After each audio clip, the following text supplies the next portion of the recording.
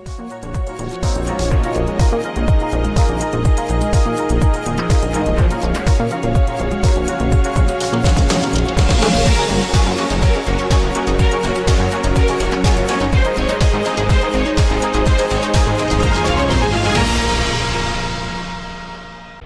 Police में तैनात एक हेड कांस्टेबल ने सितंबर 2021 में महिला कांस्टेबल की हत्या कर शव नाले में छिपा दिया।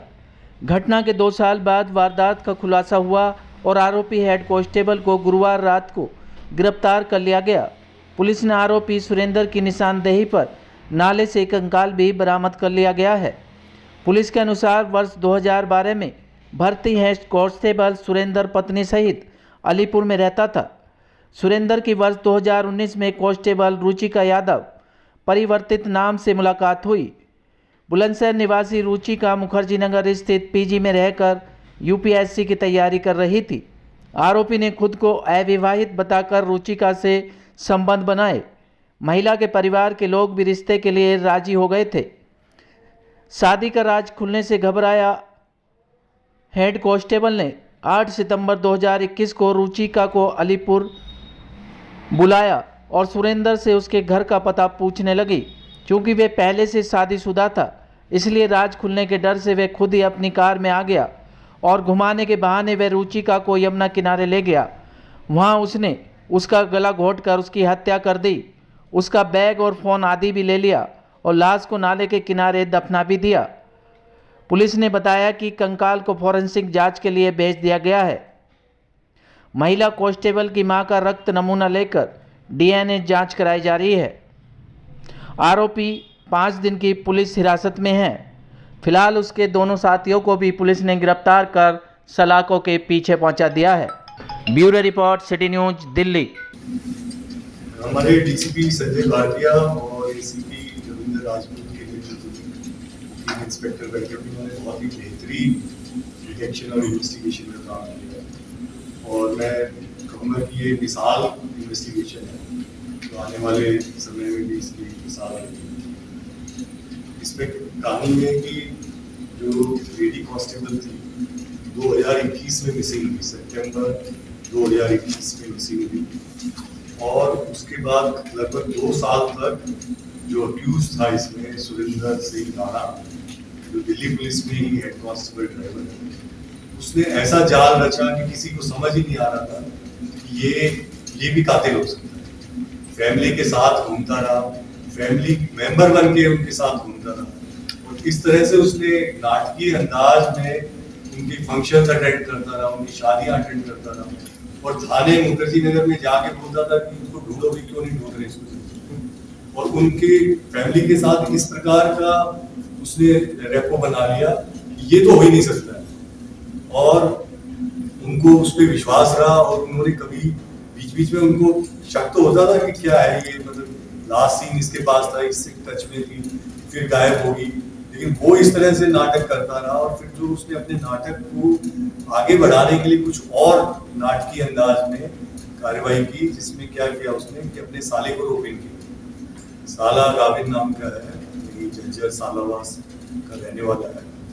उसको कहा कि तू जगह जगह से कॉल करेगा इसकी फैमिली और कॉल में इस प्रकार से पेश आएगा कि मैं अरविंद नाम का हूँ और मेरे साथ ये लड़की भाग के आ गई है और मेरे घर वालों से इसको और मुझको दोनों को खतरा है, तो इसलिए हम दोनों को चुप के रहने की जरूरत है। आप हमें फोर्स मत कीजिए, हम आपके पास आ जाएंगे कुछ समय, अभी हमारी जान खतरे में, हम पंजाब में इधर है उधर है।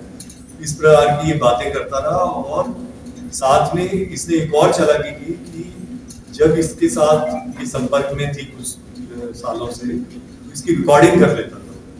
तो बाद में जब ये 1-2 बार इसने ये भी किया कि फोन पे उसकी आवाज सुना देता था, तो पहले की रिकॉर्डिंग की हुई थी कि ये तो बहुत गुस्से में आज, ये तो ये इस प्रकार से है और ये तुमसे बात नहीं करना चाह रही। मतलब इतना ज्यादा इसने शातिर ढंग से इस मर्डर को किया और फिर आगे बॉडी को भी कंसील कर दिया 2 साल में।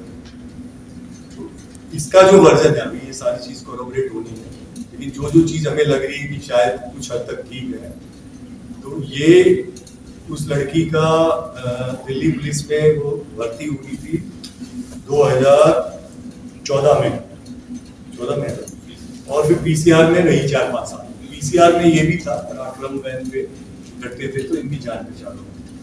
फिर 2019 से 20 में उसने रिजाइन दिया क्योंकि उसका यूपी में सब इंस्पेक्टर का सिलेक्शन हुआ और साथ ही वो यूपीएससी कॉम्पिटिटिव एग्जाम की भी तैयारी कर रही थी। तो मुखर्जी नगर में पीजी में रूम लेके रहते थे और वहां पे ये जाता था, पीजी से उसको बाहर बुला लेता था, बात करता था।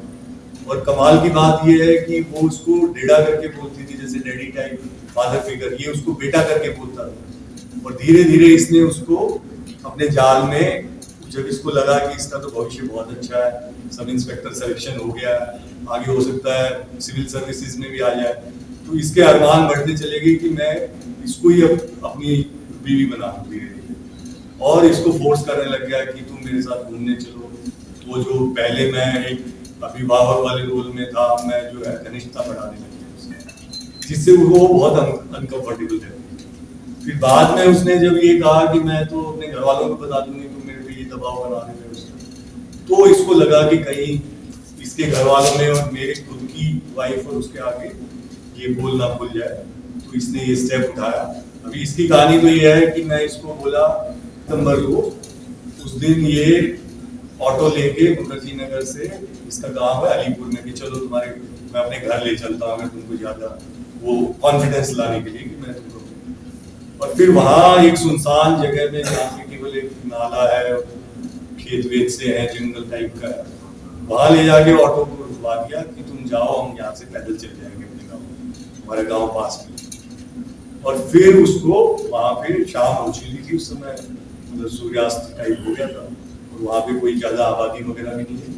वहां गला घोट के इसको मार दिया और वही नाले में फिर इसको लाश को डाल दिया और उसके ऊपर पत्थर डाल दिए इसने। पत्थर भी इस तरह से डाल दिए कि वो कभी बाहर निकल के ना आए, वो नीचे ही डिकम्पोज हो गए। और जो भी होता है स्कैवेंजर एनिमल्स वगैरह में थोड़ा बहुत उसको किया होगा। जब हमारी जो इन्वेस्टिगेशन, वो मैं इसलिए कह रहा हूँ काबिल तारीफ, इसलिए इनको मैं सारी टीम को बधाई देना चाहता हूँ। इन्होंने बैकवर्ड चले गए। इन्होंने क्या किया कि जिस नंबर से वो कॉल करता था अरविंद बन के, एक 7496 से सीरीज का नंबर था, तो उस नंबर को इन्होंने ट्रेस करना शुरू किया, जिससे ये कॉल आती थी कि हम लोग घर से भागे हुए हैं, हमारे पीछे मत आइए, हमारे घर वाले बहुत नाराज हैं और हम छुप के रह रहे हैं। उस नंबर को ट्रेस किया तो वो इशू हो रखा था एक पवन कुमार की आईडी पे।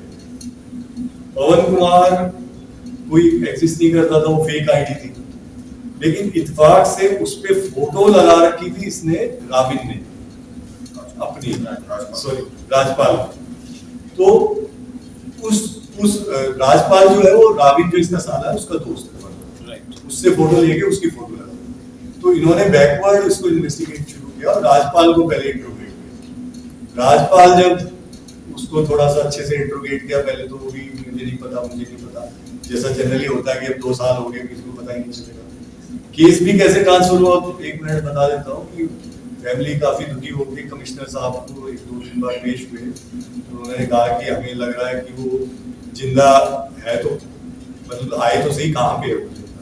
तो उन्होंने क्राइम ब्रांच को भी 2 महीने पहले इसको ट्रांसफर किया और फिर इस टीम ने जुट के इसमें काम किया। तो उस फोटो से राजपाल ट्रेस हुआ। राजपाल को जब लेके आए और वो जब टूटा फाइनली, तो उसने कहा मैंने तो ये राविन के कहने पे किया। फिर राविन को लेके आए, तो फिर सारी कहानी धीरे धीरे खुल गई। राविन तो इसका ही साला, राविन राजपाल सुरेंद्र का साला है। फिर राविन ने कहा कि मैं तो इसलिए कर रहा था कि मेरे को इसने कहा कि मैं तेरी बहन को छोड़ दूंगा, और अगर तूने मेरा साथ नहीं दिया, मेरे को एक रिटर्न स्क्रिप्ट देता था हर बार कि कागज पे तुमको केवल इतना बोल कि हम ठीक है, इससे आगे कुछ मत पूछिए, मैं ज्यादा बात नहीं कर सकता हूँ, मैं यहाँ पे अभी घबराया हुआ हूँ।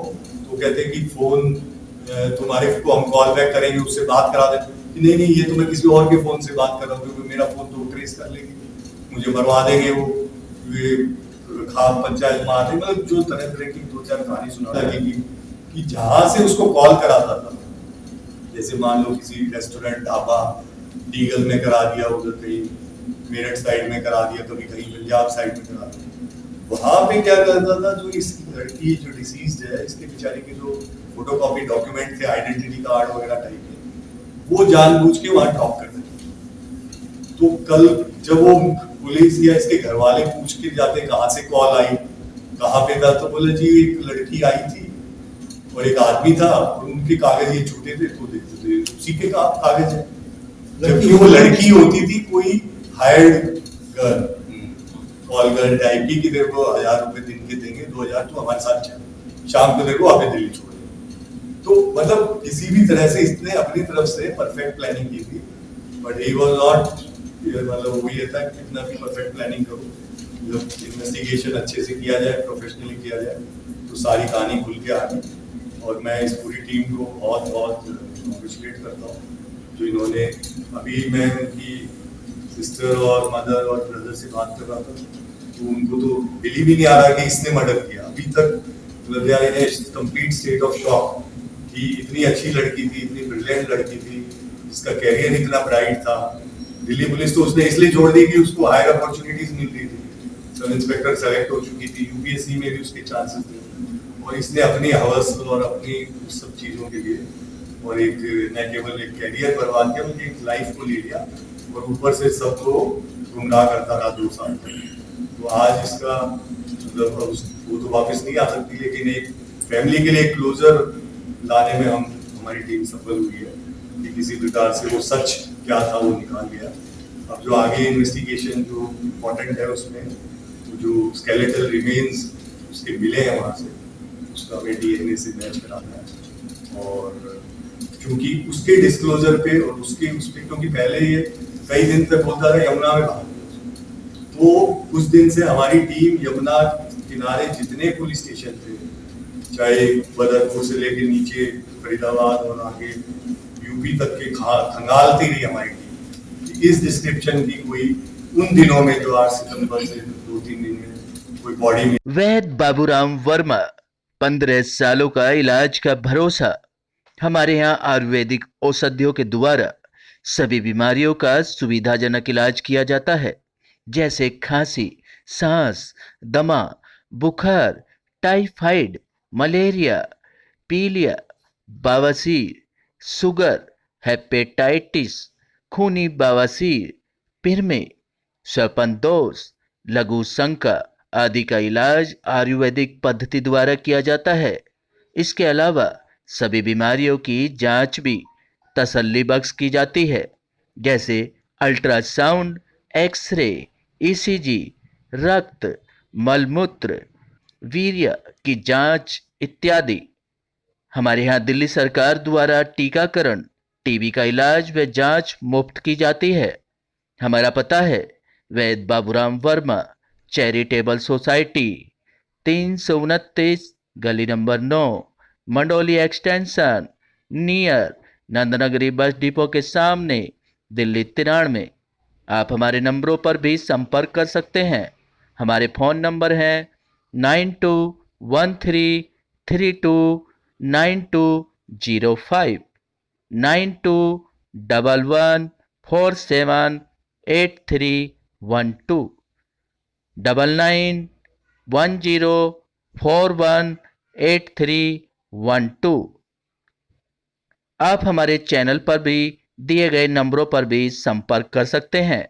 हमारा फ़ोन नंबर है 8506973234।